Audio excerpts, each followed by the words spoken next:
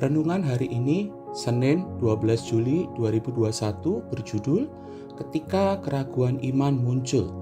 Bahan bacaannya terdapat dalam Injil Markus 9 ayat 24. Meskipun Alkitab tidak pernah mengagungkan keraguan iman, namun tidak dapat dipungkiri bahwa keraguan iman merupakan sebuah hal yang tidak terhindarkan, khususnya di situasi kehidupan sekarang ini.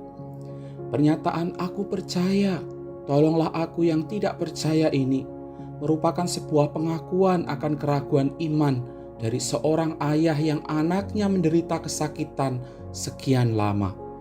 Sang ayah dari anak ini mengakui dengan rendah hati di hadapan Tuhan Yesus, tapi ia justru dipuji dan tidak ditegur oleh Tuhan Yesus. Apa yang dialami oleh si ayah ini adalah refleksi bagi kita bahwa keraguan iman dapat menjadi bagian dari iman kekristenan.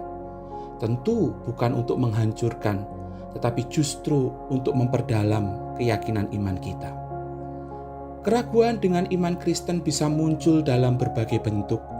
Bisa dalam bentuk keraguan terhadap Tuhan, terhadap umatnya, ataupun terhadap kehidupan secara umum.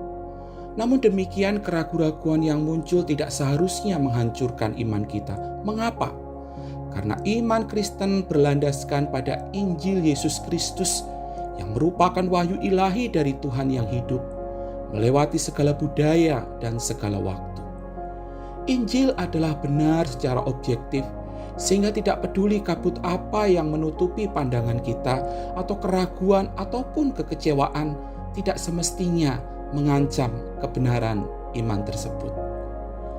Pengakuan keraguan bisa saja membuat kita merasa kehilangan arah. Lalu apa yang perlu kita lakukan ketika keraguan, kekecewaan iman itu muncul? Seringkali sama seperti saya dan banyak orang lainnya, maka refleks utama kita adalah mengencangkan sabuk dan menarik diri. Kita berpikir, lebih baik tidak ada orang yang tahu pergumulan jiwa dan keraguan iman saya.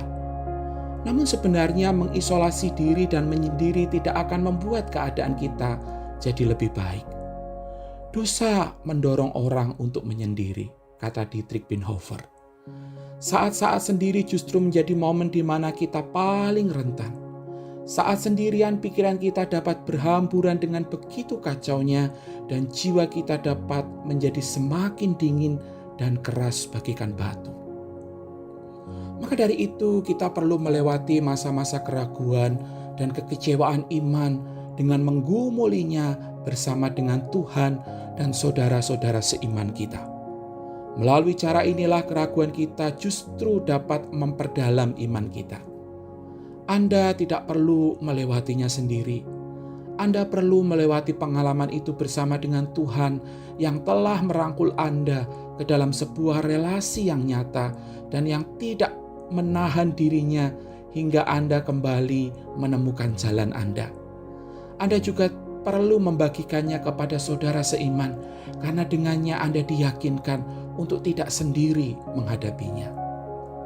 Pengalaman keraguan akan selalu menjadi bagian dari pengalaman kita di dunia yang sudah jatuh dalam dosa.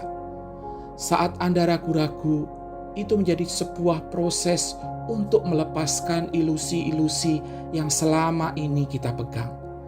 Ada kerendahan hati yang muncul saat kita menyadari bahwa sesungguhnya banyak hal yang tidak kita ketahui. Ada sikap untuk kembali kepada hal mendasar, lebih sederhana, lebih dalam tentang Tuhan yang kita percayai, yang telah mengambil rupa manusia dan telah mengalahkan maut, yaitu Yesus Kristus. Tuhan Yesus, tolong aku yang tidak percaya ini. Mari kita berdoa. Tuhan, tolonglah supaya di dalam segala keraguan-raguan yang dapat saja muncul di dalam perjalanan hidup kami sungguh menggumilinya bersama dengan Tuhan. Dan komunitas kami, gereja kami, saudara-saudara seiman kami, Tuhan pakai untuk memulihkan kami. Di dalam nama Putra-Mu Yesus Kristus kami berdoa.